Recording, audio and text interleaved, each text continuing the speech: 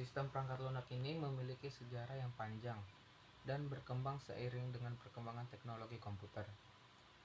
Berikut ini adalah saya akan menjelaskan beberapa tonggak sejarah dalam perkembangan sistem perangkat lunak. Yang pertama, awal komputasi. Pada awal komputasi, komputer digunakan terutama untuk perhitungan ilmiah dan militer. Perangkat lunak pada masa itu umumnya berbentuk kode mesin yang sangat sulit dimengerti dan diubah. Nah, yang kedua, perangkat lunak generasi pertama. Pada tahun 1940-an dan 1950-an, perangkat lunak ini digunakan dalam bentuk kumpulan instruksi yang dihasilkan dalam bahasa assembly. Ini adalah era di mana program-program awal dikodekan secara langsung dalam bahasa mesin. Yang ketiga, pengembangan bahasa pemrograman. Pada tahun 1950-an, bahasa pemrograman seperti Fortran dan COBOL mulai muncul. Ini memungkinkan pengembangan untuk menulis perangkat lunak dalam bahasa yang lebih mudah dipahami, yang kemudian akan diterjemahkan menjadi kode mesin. Nah, yang keempat itu sistem operasi. Pada tahun 1950-an dan 1960-an, konsep sistem operasi mulai berkembang. Sistem operasi memungkinkan pengelolaan sumber daya perangkat keras komputer dan memfasilitasi eksekusi program. Yang kelima, perangkat lunak aplikasi.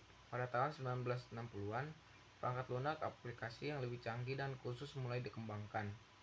Ini termasuk sistem manajemen basis data, perangkat lunak akuntansi, dan perangkat lunak ilmiah. Yang keenam, perangkat lunak sumber terbuka atau open source software. Pada tahun 1980-an dan 1990-an, gerakan perangkat lunak sumber terbuka open source menjadi populer. Ini melibatkan pengembangan perangkat lunak yang kode sumbernya dapat diakses dan dimodifikasi oleh siapa saja. Salah satu contoh terkenal adalah sistem operasi Linux. Nah, yang ketujuh, era perangkat lunak aplikasi desktop. Pada tahun 1980-an dan 1990-an, sistem perangkat lunak ini untuk komputer pribadi atau desktop menjadi sangat populer. Microsoft Windows menjadi salah satu sistem operasi desktop yang paling dominan. Nah, yang ke-8, perangkat lunak berbasis web.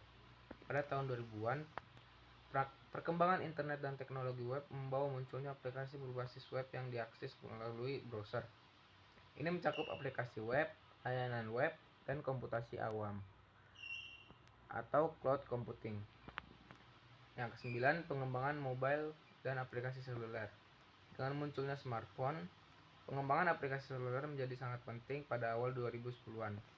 iOS dan Android adalah platform utama untuk pengembangan aplikasi seluler.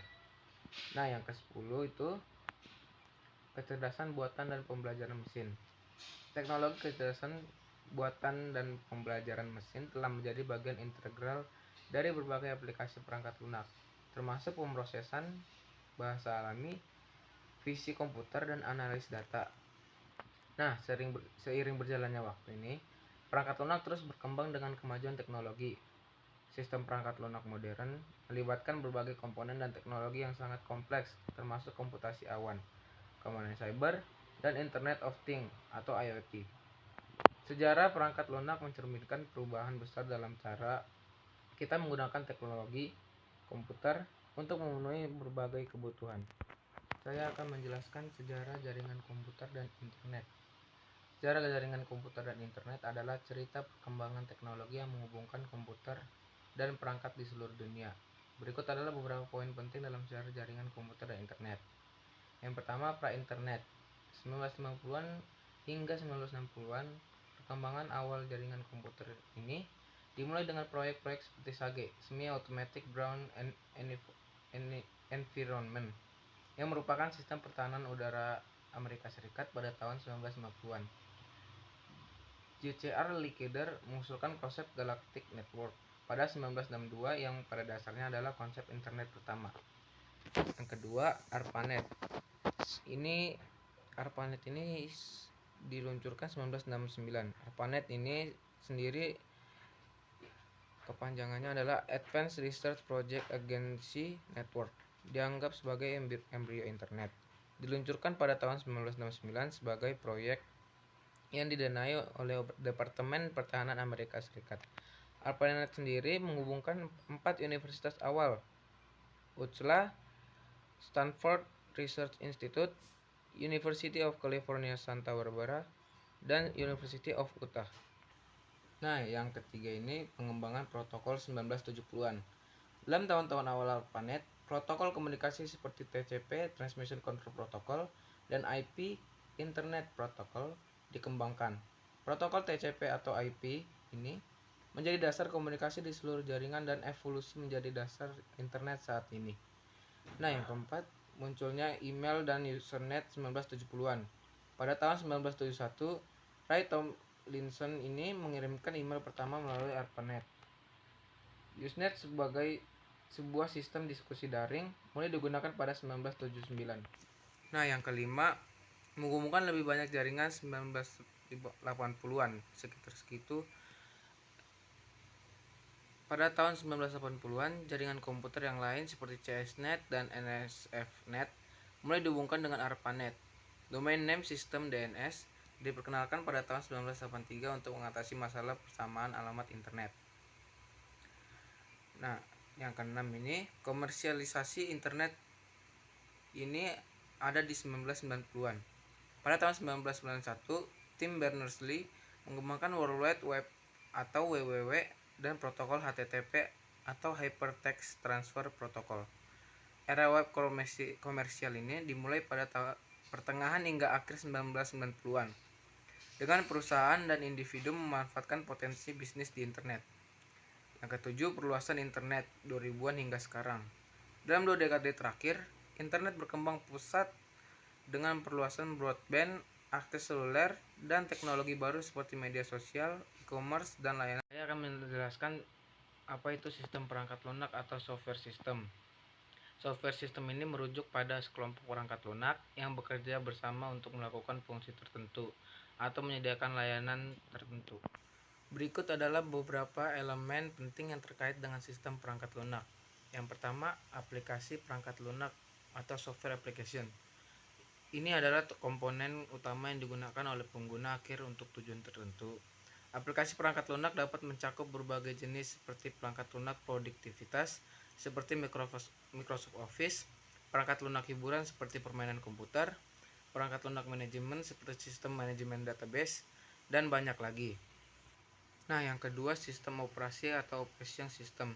Sistem operasi adalah perangkat lunak inti yang mengelola sumber daya perangkat keras komputer seperti CPU, memori, perangkat penyimpanan, dan perangkat masukan atau keluaran. Ini menyediakan antarmuka antara perangkat keras dan perangkat lunak aplikasi. Nah, yang ketiga, perpustakaan atau libraries dan framework. Perpustakaan adalah kumpulan kode yang dapat digunakan oleh pengembangan untuk mempercepat pengembangan perangkat lunak. Framework sendiri itu adalah struktur kerja yang menyediakan kerangka kerja untuk membangun aplikasi. Kedua elemen ini memungkinkan pengembangan untuk menggunakan kode yang sudah ada untuk menghindari menulis kode dari awal. Nah, yang keempat itu database management system.